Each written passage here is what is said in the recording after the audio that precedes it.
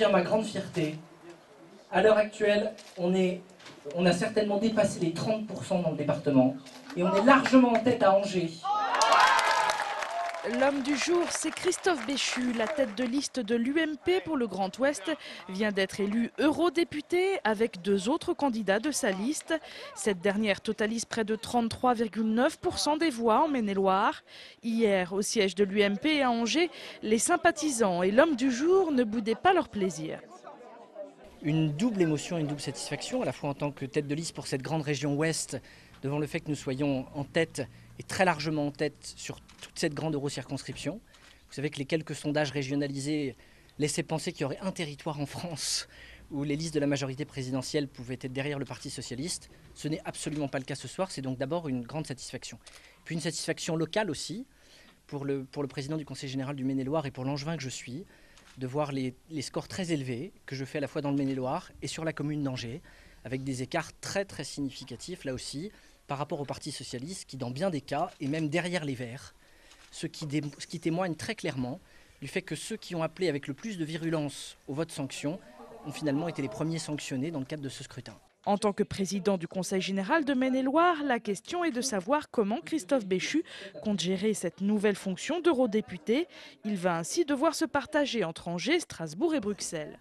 Écoutez, les choses sont assez simples. D'abord, il y a une chose qui est très claire, c'est qu'indépendamment des engagements que je peux prendre, il y a une grande transparence sur l'assiduité des députés européens. Donc chacun pourra me juger aux actes quand je dis que je m'engage de manière claire à être présent de façon effective au sein du Parlement européen. Il y a dans 15 jours une session de l'Assemblée départementale qui sera l'occasion pour moi d'abandonner certaines responsabilités et d'indiquer la manière dont je vais déléguer davantage à mes vice-présidents une partie des fonctions que j'occupe. Et puis comme vous le savez, je vais quitter le conseil municipal d'Angers, même si bien entendu, et sans doute encore moins compte tenu des scores réalisés ce soir à Angers, je quitterai Angers ou le débat municipal.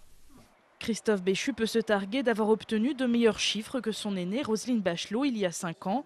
Reste que les chiffres de l'UMP dans l'Ouest sont représentatifs de la vague bleue qui s'est répandue en France et en Europe. Le prochain rendez-vous important de Christophe Béchu se tiendra mi-juillet lorsqu'il rejoindra les 72 autres eurodéputés français pour la première session du Parlement européen. Élection européenne toujours dans le Grand Ouest après l'UMP. L'autre grande gagnante, c'est l'abstention qui concerne 57,6% des électeurs. Tendance confirmée en Maine-et-Loire où seuls 42% de la population sont allés voter. Dans le département, c'est donc la liste UMP conduite par Christophe Béchu qui arrive en tête avec 33,9% des voix. Elle est suivie par Europe Écologie et Yannick Jadot avec 15,9% des voix. En troisième position, le Parti socialiste avec Bernadette Vergnaud, puis Libertas et Philippe de Villiers. À Angers, l'UMP et Christophe Béchu arrivent également en tête des scrutins, suivis dans l'ordre par Europe Écologie, le Parti socialiste et le MoDem. Au final, dans le Grand Ouest, l'UMP prend 3 sièges, Europe Écologie 2, le Parti socialiste 2, le MoDem et Libertas 1 chacun.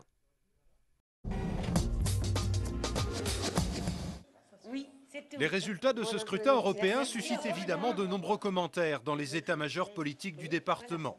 Chez les Verts, on accueille volontiers les journalistes pour évoquer les 15,94% obtenus en Maine-et-Loire par la liste conduite par Yannick Jadot. Un score que l'on attribue notamment à la campagne menée par Europe Écologie. Nous avons fait une vraie campagne européenne sur laquelle on s'est appuyé sur les réseaux associatifs, sur les réseaux syndicaux. On a rencontré tous les agriculteurs, tous les pêcheurs, tous les artisans pour expliquer notre programme, pour faire une véritable pédagogie autour de notre programme Europe Écologie. Au Parti socialiste, l'ambiance n'était bien évidemment pas la même cet après-midi, avec un PS au-dessous des 15% en Maine-et-Loire.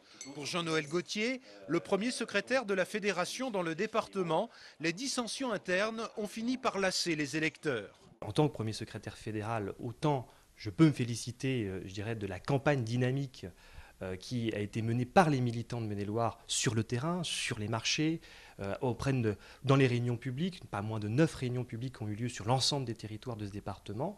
Mais autant, en tant que premier secrétaire fédéral également, et siégeant au Conseil national du Parti socialiste, eh bien, je souhaite ardemment et fortement que nos responsables nationaux tirent les leçons de ce scrutin européen.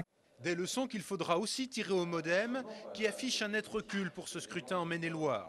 Laurent Giraud, le président de la formation centriste, reconnaît que la campagne n'a pas été satisfaisante, mais pour lui, l'avenir politique de François Bayrou n'est pas compromis. À chaud, on va lui retomber dessus. On les connaît, hein, les discours, c'est les mêmes qu'au moment de la présidentielle.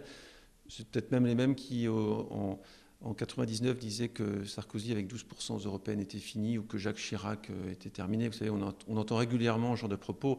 Soyons sérieux, c'est un échec. Ça fait partie de la vie politique. Tous ces résultats vont maintenant être examinés à la loupe par les états-majors locaux qui, même s'ils ne l'avouent pas encore, pensent déjà aux élections régionales de l'année prochaine.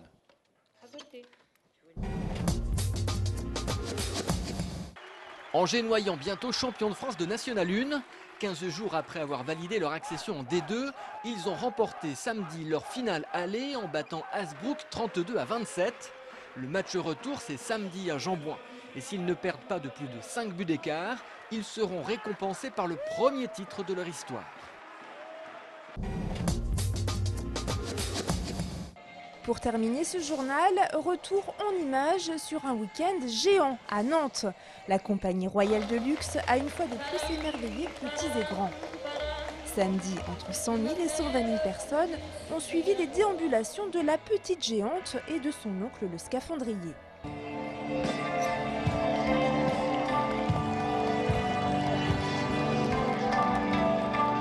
Ce spectacle marquait l'ouverture de la Biennale d'art contemporain Estuaire. Les deux marionnettes ont quitté Nantes hier en bateau pour rejoindre le port de Saint-Nazaire. A noter qu'en octobre prochain, la petite géante et le scaphandrier seront à Berlin pour l'anniversaire de la chute du mur dans une version réadaptée.